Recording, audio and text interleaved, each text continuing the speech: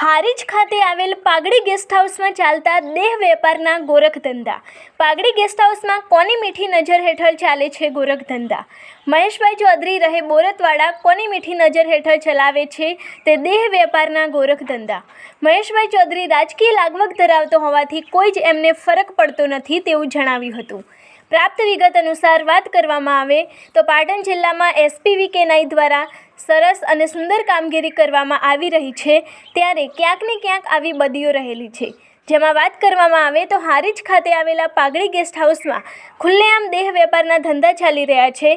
મહેશભાઈ ચૌધરી રહી બોરતવાડાનો વ્યક્તિ રાજકીય લાગવગ ધરાવતો હોવાનું તેમજ યુવાધન ગેરમાર્ગે જઈ રહ્યા છે। શું પોલીસ દ્વારા કોઈ તપાસ કરવામાં આવશે ખરા? તે આવનાર સમય જ બતાવશે। શું આ મીડિયાના અહેવાલથી મહેશભાઈ ચૌધરીની તપાસ થશે ખરા કે જૈસે થે તે આવતા વીકમાં પ્રસરત કરવામાં આવશે?